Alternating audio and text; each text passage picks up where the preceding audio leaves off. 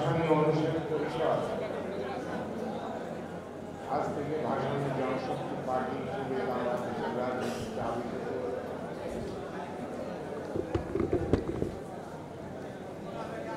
সেই উপলক্ষে আজকের এই জাতীয় প্রতিনিধি সভার শ্রদ্ধেয় সভাপতি, ভাষানী জনশক্তি পার্টির শ্রদ্ধেয় সভাপতি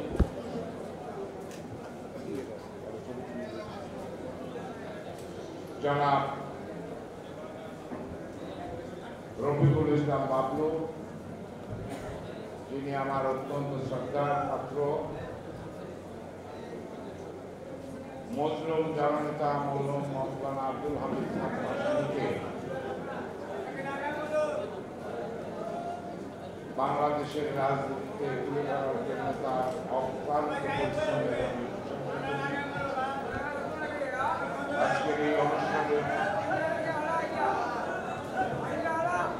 আজকের এই অনুষ্ঠানের মধ্যমণি প্রধান অতিথি ফ্যাসিস্ট বিরোধী আন্দোলনের বীর যোদ্ধা, বীরশ্রেষ্ঠ বীর উত্তম যোদ্ধা, ফ্যাসিস্ট সরকার যাকে গুম করে ভারতে পাচার করেছিল, মহান আল্লাহর অশেষ রহমতে আজকে যাকে আমরা জীবিত হিসেবে, আমাদের নেতা হিসেবে, আমাদের অভিভাবক হিসেবে আজকের এই অনুষ্ঠানের প্রধান অতিথি হিসেবে উপস্থিত হয়েছে, এই জন্য মহান আল্লাহর দরবারে আমি লাখ কোটি শুকরিয়া আদায় করি এবং সালাউদ্দিন ভাইয়ের মাধ্যমে সালাউদ্দিন ভাইয়ের দেশমাতা খালেদা জিয়া এবং দেশনায়ক তারেক রহমানের দীর্ঘ নেক হায়াত আমি কামনা করছি। আমাকে বলা হয়েছে অত্যন্ত সংক্ষেপে আমাদের প্রধান অতিথির আরো একটা অনুষ্ঠান আছে, চলে যাবেন। আমি দৃঢ়তার সাথে ঘোষণা করতে চাই,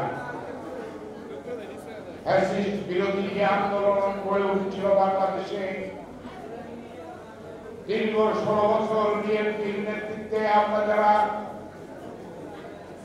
আন্দোলন সংগ্রাম করতে জেল জুলুম গুমের শিকার হয়েছি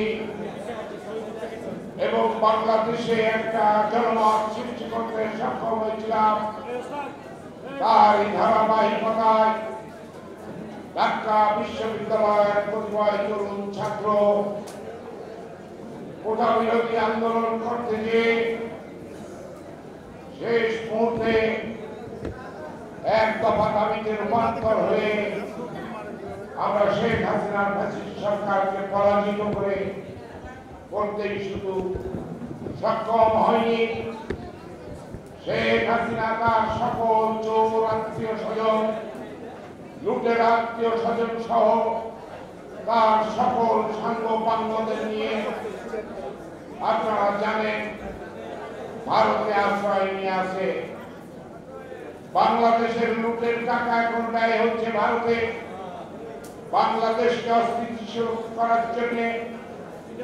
আমি দৃঢ়তার সাথে বলতে চাই, বিএনপি ভারপ্রাপ্ত চেয়ারম্যান এখন শুধু বিএনপির নেতা নন, তিনি 18 কোটি মানুষের কাণ্ডারি, তিনি জাতিকে ঐক্যবদ্ধ রাখবেন এবং তার নেতৃত্বে আমরা ঐক্যবদ্ধভাবে একটি অবাধ সুষ্ঠু নিরপেক্ষ নির্বাচনের মাধ্যমে এই দেশ আমরা তারেক রহমানের নেতৃত্বে উন্নয়নের স্বর্ণ শিখরে নিয়ে যাব।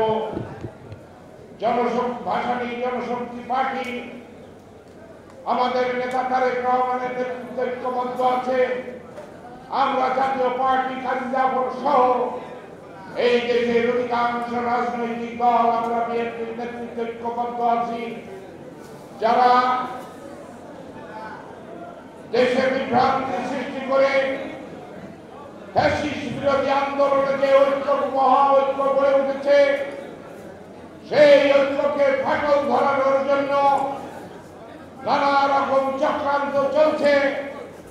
এই চক্রান্তের উচ্চ জালকে আমরা ছিন্ন করে তারেক রহমানের নেতৃত্বে আমরা মহা ঐক্য প্রতিষ্ঠা করব, এই প্রত্যাশা ব্যক্ত করে আপনাদের সবাইকে ধন্যবাদ জানিয়ে আমার বক্তব্য শেষ করছি। আল্লাহ হাফেজ। বাংলাদেশ জিন্দাবাদ, ভাষানী জনশক্তি পার্টি জিন্দাবাদ, তারেক রহমান জিন্দাবাদ, দেশমাতা খালেদা জিয়া জিন্দাবাদ, সালাউদ্দিন ভাই জিন্দাবাদ, শহীদ জিয়া অমর। আসসালামু আলাইকুম। মৌলানা ভাসানী অমর হোক। এ পর্যায়ে বক্তব্য নিয়ে আসছেন, শুভেচ্ছা বক্তব্য নিয়ে আসছেন জাতীয় মুক্তি কাউন্সিলের সংগ্রামী সাধারণ সম্পাদক ফয়জুল হাকিম লালা ভাই, আমাদের প্রিয় ফয়জুল হাকিম লালা ভাই।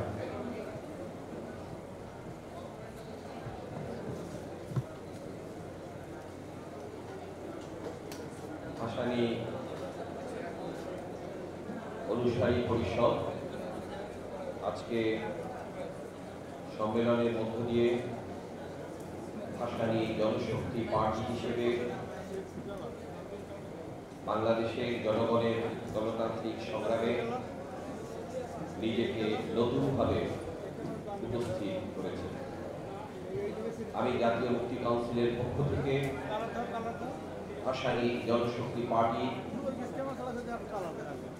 এই উদ্যোগ এবং এই ভূমিকাকে অভিনন্দন জানাচ্ছি। আজকের সভার সভাপতি এবং উপস্থিত নেতৃবৃন্দ, জুলাই গণ অভ্যুত্থানের মধ্য দিয়ে বাংলাদেশের জনগণ ফ্যাসিস্ট শেখ হাসিনার সরকারকে উৎখাত করেছে। আপনারা জানেন, শুধু ফ্যাসিবাদকে উৎখাত করেছি তাই নয়, ফ্যাসিবাদের যে মদতদাতা সাম্রাজ্যবাদী ভারত, সেই দিল্লি তার মস্তককে কাঁপিয়ে দিয়েছে। আজকে বাংলাদেশের জাতীয় স্বাধীনতা এবং সার্বভৌমত্ব জনগণের সামনে নতুনভাবে তার কর্তব্যকে হাজির করেছে। এই বাংলাদেশের আগামী দিনের ভবিষ্যৎ নির্ধারণ করবে বাংলাদেশের জনগণ। সাম্রাজ্যবাদী ভারত সহ কোন সাম্রাজ্যবাদের অনুগত হিসেবে এই বাংলাদেশ চলবে না। আমাদের ৭১-এর স্বাধীনতা সংগ্রাম, আমাদের সামরিক শাসন বিরোধী গণতান্ত্রিক সংগ্রাম, আমাদের দীর্ঘ ১৫-১৬ বছর ব্যাপী ফ্যাসিস্ট হাসিনা রেজিম বিরোধী সংগ্রাম এবং জুলাই অভ্যুত্থানের শহীদরা আমাদের শিখিয়ে দিয়েছে। আমাদের রাজনৈতিক দলগুলো যারা এই ফ্যাসিবাদ বিরোধী আন্দোলনে ভূমিকা রেখেছে, আজকে নতুন বাংলাদেশ যে কর্তব্য হাজির করেছে, সেই কর্তব্য হচ্ছে একটি গণতান্ত্রিক বাংলাদেশ প্রতিষ্ঠা করা।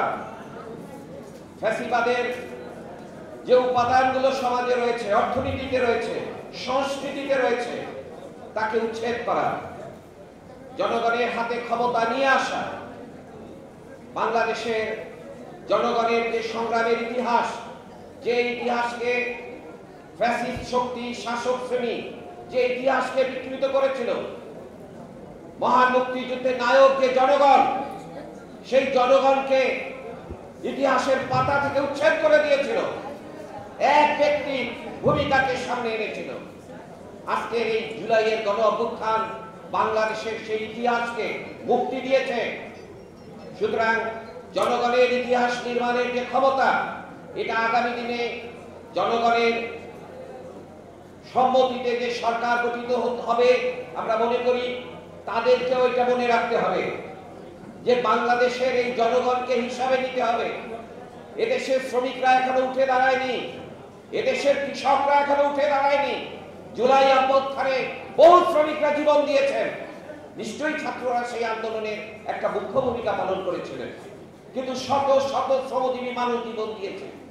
কিন্তু জুলাই অভ্যুত্থানের পরে যে অন্তর্বর্তীকালীন সরকার হয়েছে, আমরা এই অভ্যুত্থানের ফলে সৃষ্ট সরকারের দিকে নজর রাখছি। তারা কি করছেন, তারা আমাদের শ্রমজীবী জনগণের স্বার্থ কতটা দেখছেন, শ্রমিকের স্বার্থ, কৃষকের স্বার্থ, জনগণের স্বার্থ তারা কিভাবে দেখছেন? সকল বিশেষ ক্ষমতা আইন সহ সকল কালো আইন যা জনগণের গণতান্ত্রিক অধিকারকে হরণ করে তা এখনো বাতিল হয়নি। এখনো বিনা কারণে মানুষকে গ্রেফতার করা হচ্ছে। এসব বন্ধ করতে হবে। আমরা পরিষ্কারভাবে অন্তর্বর্তীকালীন সরকারকে বলতে চাই, এই আজকে জনশক্তি পার্টির এই সম্মেলনে দাঁড়িয়ে যে সরকার অনেক সংস্কার কমিশন করেছেন, আমাদের অনেক মতামত তারা চেয়েছেন, অনেকেই মতামত আমরা দিচ্ছি, কিন্তু আমরা পরিষ্কার বলতে চাই বাংলাদেশের সমাজের আমূল পরিবর্তন ছাড়া, বিপ্লব ছাড়া এই সংস্কারে কাজ হবে না। আমরা পরিষ্কার বলতে চাই আগামী দিনে জাতীয় সংসদ যেন লুটেরাদের